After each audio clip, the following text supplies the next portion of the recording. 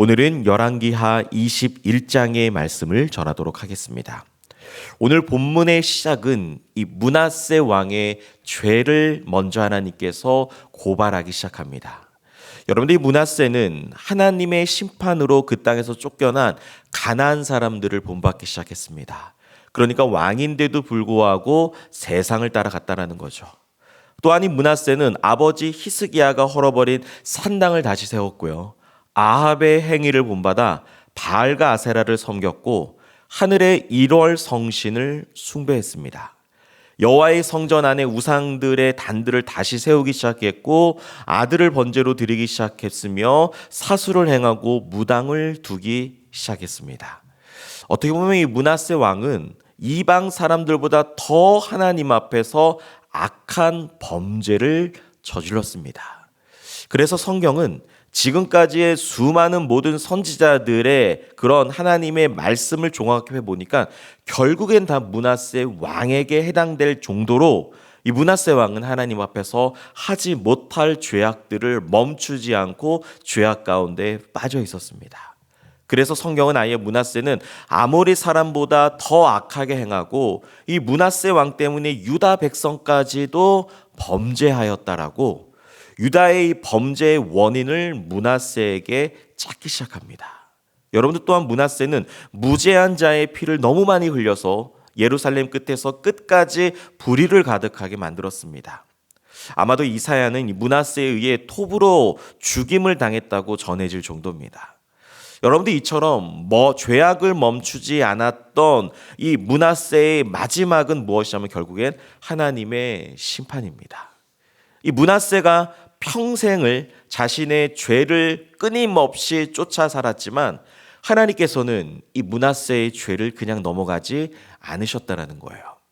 그런데 오늘 저는 이 본문을 통해서 조금 살펴보고 싶은 거는, 오늘 본문에는 기록되어 있지 않지만 역대하 33장에 보면 이 므낫세가 말년에 아수르에게 끌려간 후에 회개하는 장면이 잠시 기록되어 있습니다. 그때 보면 므낫세는 그제야 여호와께서 하나님이신 줄을 깨달았다라는 거예요.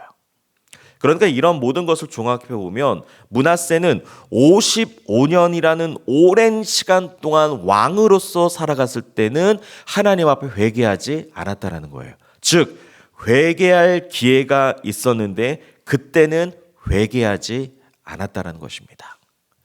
여러분들, 저는 오늘 이 아침에 이 귀한 본문의 진리를 가지고 하나 우리가 하나님 앞에 좀 다짐하고 싶은 내용이 있습니다. 그것은 무엇이냐면 신자는 기회가 주어졌을 때 회개해야 된다는 것입니다. 여러분들이 므낫세는 회개할 시간들이 너무나 많았습니다. 하나님께서 선지자도 주셨고 말씀도 주셨고 은혜도 주셨고 수많은 사건과 그런 사람들을 통해서 얼마든지 회개할 수 있었습니다. 그런데 회개하지 않았습니다. 여러분들, 사실은 이 모습은 우리들의 모습일 수 있습니다.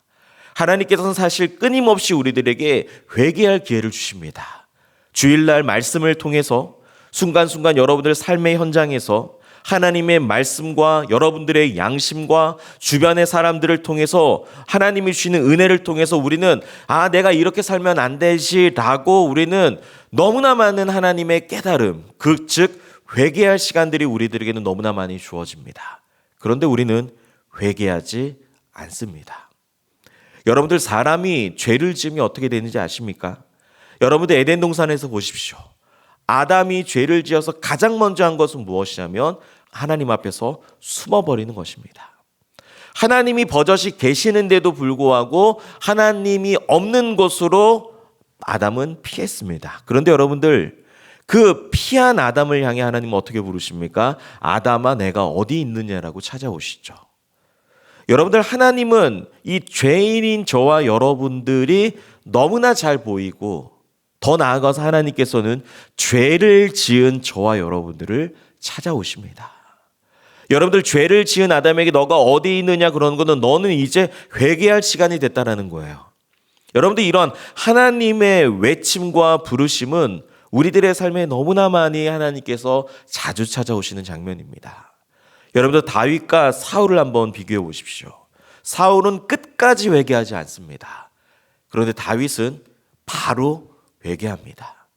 사울은 끝까지 고집 부려서 절대 회개하지 않습니다. 하지만 다윗은 나의 죄악이 만방에 드러날지라도 창피할지라도 그 죄악을 하나님 앞에 회개했습니다. 여러분들, 죄를 지은 사람이 죽는 것은 정해져 있고 그 후에는 심판이 있다라고 성경은 분명히 이야기합니다. 그리고 그 죄를 해결할 수 있는 유일한 길은 예수 그리스도의 십자가에 흘린 그 보혈뿐인 줄 믿습니다. 여러분들, 그러므로 신자는 날마다 하나님 앞에 회개하며 그리스도의 보혈을 의지해야 될 줄 믿습니다. 우리들은 너무나 하나님 앞에 부끄러운 죄악들을 숨어서 날마다 죄를 지으면서 하나님 앞에서 도망가며 숨는 사람들이지만, 여러분들, 성경은 그 죄악들을 그리스도의 보혈을 의지하며 회개했을 때 우리의 더러운 죄악을 그리스도께서 해결해 주신다고 성경은 말씀합니다. 그래서 여러분들, 사도 바울은요, 고린도후서 7장에 하나님의 뜻대로 하는 근심이 있다고 합니다. 그것은 무슨 뜻이냐? 내가 하나님의 뜻대로 살아야지, 내가 하나님의 말씀대로 살아가야지 하는 그런 근심들이 있다는 거예요. 그런데 그 근심이 무엇이냐면 그게 바로 회개라는 것입니다. 여러분들, 회개는 무엇이냐면 내가 하나님의 뜻대로 살아가는지를 매일매일 점검하는 것입니다. 여러분들, 오늘 므낫세 왕 55년 동안 하나님의 뜻대로 살아갈 근심을 할 시간들이 있었지만 그 시간들을 다 놓쳐버렸습니다. 우리들의 삶도 마찬가지입니다. 하나님께서 기회 주셨을 때 회개하는 저와 여러분들 되길 간절히 소망합니다. 죄악들을 가지고 숨지 마시고 이제는 그 죄악들을 가지고 내가 하나님의 뜻대로 살아가지 않았음을 철저히 회개하시길 간절히 소망합니다.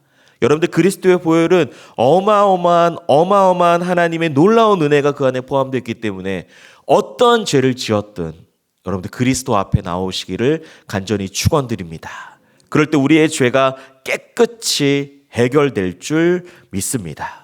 오늘 이 아침에도 우리가 하나님 앞에 회개하며 우리의 양심에 거리낌 없이, 우리의 신앙에 부끄러움 없이 하나님 앞에 나아가는 저와 여러분들 되기를 간절히 소망합니다.